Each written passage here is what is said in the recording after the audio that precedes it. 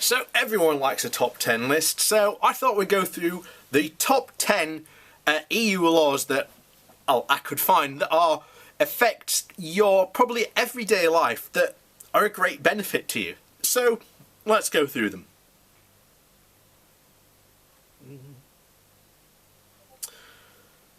So the first one is mobile roaming regulations.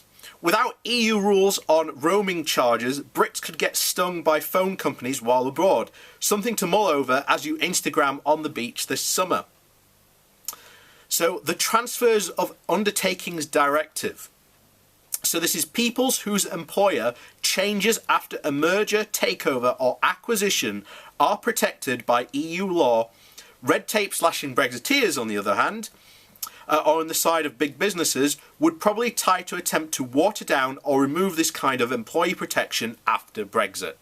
So basically, if your company gets merged or bought out, you are protected as an employee. They can't just instantly get rid of you. And this is something companies do, by the way, especially in America. If a company sees another small company doing better, what they will do is they'll go in, buy the company, cherry pick the people they want to keep, and then fire the rest. Now, that's what happens. So that is something that the EU has protected us from. So this is a basic one. Pet passport regulation speaks for itself. You try and take your pet across the border anywhere else in the world, it is incredibly hard to do. Next one, Consumer Rights Directive. This creates rights across the EU. It aligns national consumer rights, such as those on the information you need to be given before you buy something, and your right to cancel online purchases. It makes sure that the consumer is informed about the product they are buying. And this is actually quite important.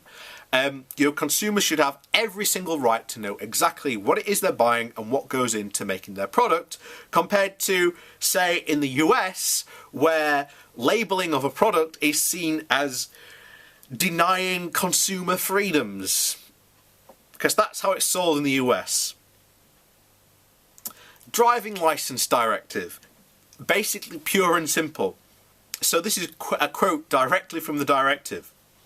Is that driving licenses issued by member states shall be mutually recognised. Excellent. Basically means you've passed your driving test in the UK, means you can drive in France, Belgium, Spain, Luxembourg, Poland, you name it. So in the European Union, you can drive it. If not, then you need to have huge amounts of paperwork to actually be able to go and drive in another country. You may even have to go and pass another test like you used to back in the old days. So the next one, the Mutual Recognition of Qualifications Directive. So this is basically, it's very simple, but it recognises qualifications for nurses, midwives, doctors and so on. If you've got a qualification, it is recognised across Europe.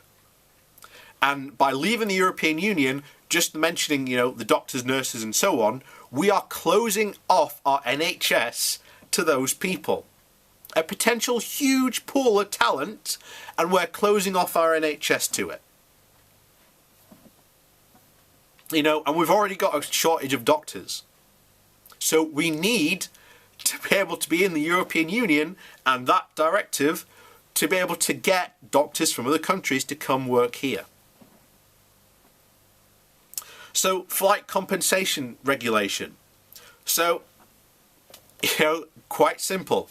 The EU ensures that if your flight gets delayed or gets cancelled, you get compensated for it. Simple as.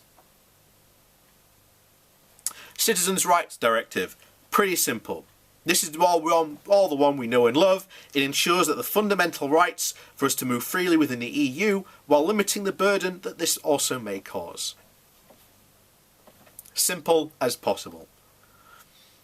General food law regulation. This creates a farm-to-fork approach that covers all sectors of the food chain. It aims for a high level of protection of human life, health, consumers' interests, and animal health and welfare.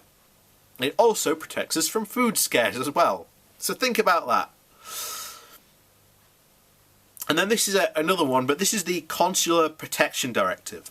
So if you're a UK citizen and there is no UK consulate in that country, or like the UK consulate is like, the other side of the country, which can happen in some cases, you could go to any other EU consulate and they will help you out and take care of you because you are an EU citizen.